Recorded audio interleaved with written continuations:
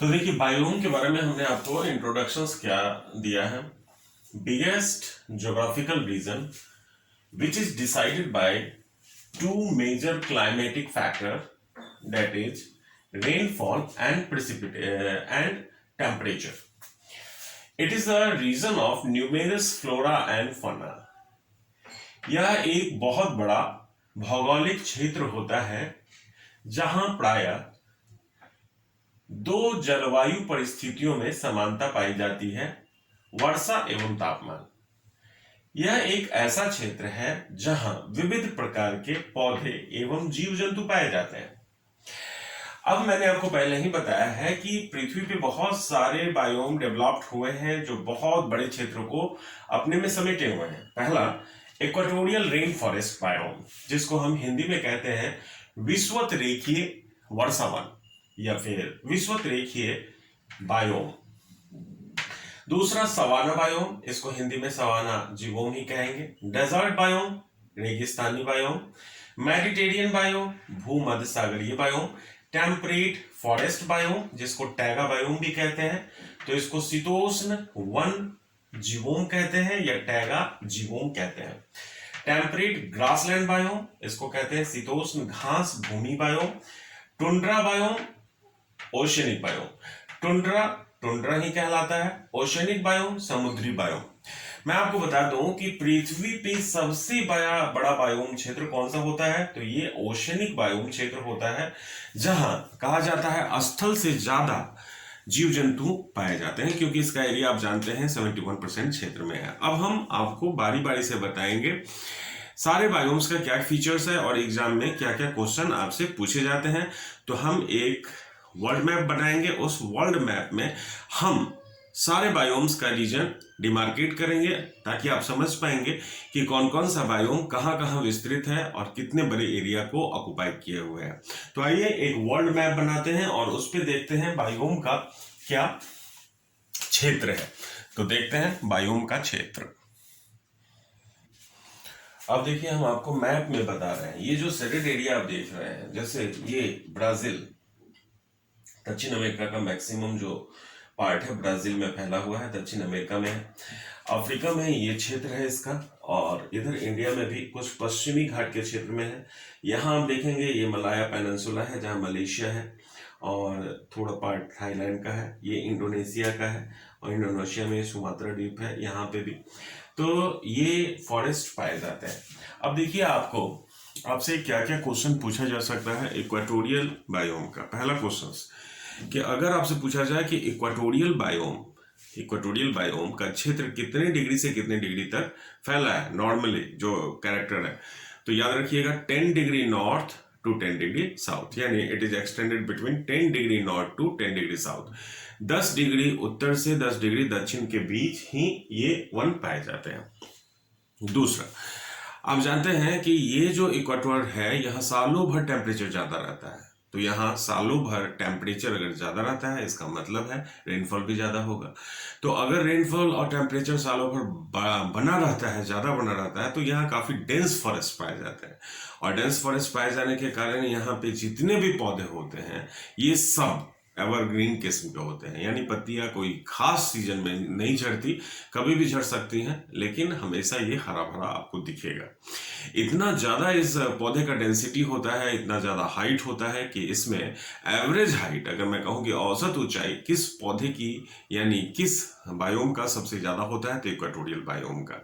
वैसे मैं आपको बताऊं, पौधे सबसे ऊंचे हाइट्स के जो रेड वुड पौधे हैं वो पाए जाते हैं आपके शीतोष्ण वन में, लेकिन एवरेज हाइट के हिसाब से आप देखेंगे तो यहाँ पौधे की ऊंचाई 80 फीट तक देखी गई है, तो उससे भी ऊंचे पौधे होते हैं। इसका कारण है कि यहाँ पे सनलाइट नीचे नहीं आ पाता, इसलिए सनलाइट ऊपर के स्तर पे ही बना रहता है। इतनी डेंसिटी ज्यादा है कि सनलाइट को नीचे जमीन पे गिरने ही नहीं देता है, ये पेड़ पौधे इतने डेंस होते हैं। तो इन सनलाइट को पाने के लिए सब ऊपर चले आते हैं। तो आप देखेंगे कि इस क्षेत्र में बहुत दुर्गम स्थिति होती है, और ये क्षेत्र आप देखेंगे कि मैक्सिमम दक्षिण अमेरिका के ब्राजील में फैला हुआ है। ब्राजील में यानी दक्षिण अमेरिका में आप जानते हैं कि बहुत सारे कंट्री हैं, सबसे ज्यादा एरिया है इसका ब्राजील में। इसके बाद इक्वाडोर में भी इसका एरिया पाया जाता है। इक्वाडोरी है, कोलंबिया है, वहाँ ये पाए जाते हैं। इसके अलावा अफ्रीका में आप देखेंगे रिपब्लिक कॉन्गो रिपब्लिक में, जायरे में, या फिर केन्या में, कैमरून में, इन सब जगहों पे ये जो है सो पाया जाता है। इसलिए ये जो वन है इसे हम ब्राजील में अमेजन वन के नाम से जानते हैं। और अगर अफ्रीका में आप चले जाएं तो इसे कॉन्गो जायरे वन कहते हैं, क्योंकि यहाँ इसका क्षेत्रफल सबसे ज्यादा है। एशिया तीसरे नंबर पे आता है, इसलिए इंडोनेशिया का जो वन है, टोटल इक्वाटोरियल रीजन्स है, तो इक्वाटोरियल रीजन है, इसका मतलब इंडोनेशियन फॉरेस्ट के नाम से वहां जाना जाएगा। ये बायोम सालों भर हरा भरा रहता है, यहाँ नीचे दलदल बना होता है, इसलिए रेंगने वाले पशु बहुत ज्यादा मिलेंगे। रेप्टिलियंस यहाँ बहुत ज्यादा मिलते हैं। यहाँ एक तरह की जनजाति भी पाई जाती है, आप जानते हैं, जिसका नाम है पिग्मीज। ये पेड़ों पे अपना घर बना के रहती है। इनके पेड़ के ऊपर जो बनाने का मतलब है, क्यों है, क्योंकि आप जानते हैं बहुत घने वृक्ष हैं। एक तो बारिश बहुत होती है, नीचे दलदल जमा रहता है, और दूसरा रेप्टिलियंस बहुत होते हैं। तो जानवरों से रक्षा करने के लिए ये सब जनजाति, जो पिग्मी जनजाति होती है, खासकर ये पिग्मी केन्या की जनजाति है, अफ्रीका की जनजाति है, कॉन्गो फॉरेस्ट में भी ये पाई जाती हैं, वहाँ ये बने रहते हैं। दूसरा मैं आपको बताऊं कि इक्वेटर पे मैक्सिमम टेम्परेचर कम होगा। तो मैंने आपको टेम्परेचर एंड प्रेशर बेल्ट में ज्योग्राफी में बताया था कि इक्विनॉक्स की स्थिति कब होती है, जब सन इक्वेटर पे आता है। और जब सन इक्वेटर पे आएगा, इसका मतलब क्या है, वह डेट कौन सा होता है, 21 मार्च और 23 सितंबर, आपको याद होगा। और इसी डेट को हम इक्विनॉक्स कहते हैं, विषुव कहते हैं। और इसी दिन पृथ्वी पे दिन और रात की लंबाई क्या होती है, बराबर होती है। तो ये जो दो डेट है, ये मैक्सिमम टेम्परेचर का डेट है। इसका मतलब है यहाँ सालों भर टेम्परेचर ज्यादा तो रहता है, लेकिन मैक्सिमम सबसे ज्यादा कब रहेगा, तो मार्च में रहेगा और सितंबर में रहेगा। दूसरा मैं आपको बता दूं कि इस रीजन में जितने भी कंट्री होंगे, चाहे वो ब्राजील ही क्यों ना हो, इक्वाडोर ही क्यों ना हो, कोलंबिया ही क्यों ना हो, या कॉन्गो रिपब्लिक क्यों ना हो, या चेक रिपब्लिक नहीं, कॉन्गो रिपब्लिक, या रिपब्लिक ऑफ कॉन्गो, या फिर जायरे, या फिर आपका केन्या, या फिर कैमरून, या फिर जितनी भी यहाँ पे जितने भी देश हैं, ये डेवलप्ड कंट्री नहीं हो सकते। क्यों?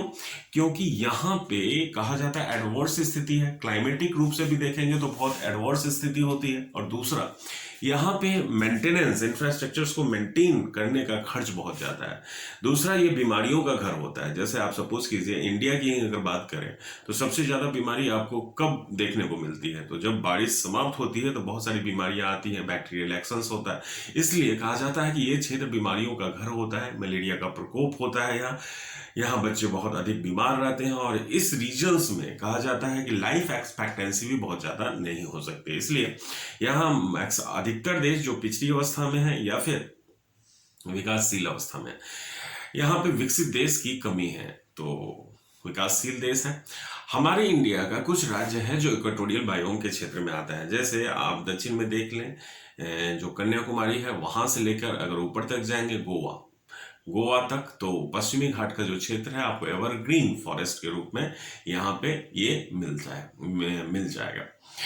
अब मैं आपको बताता हूँ कि इस फॉरेस्ट को, इक्वाटोरियल फॉरेस्ट को मेगा थर्मल जोन भी कहते हैं। क्यों? क्योंकि यहाँ अति तापीय वन का नाम इसलिए दिया गया है कि यहाँ सालों भर उच्च तापमान रहता है।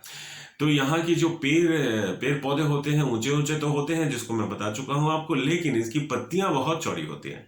पत्तियां के चौड़े होने का कारण ये होता है क्योंकि ये ट्रांसपिरेशन इनको बहुत ज्यादा करना होता है।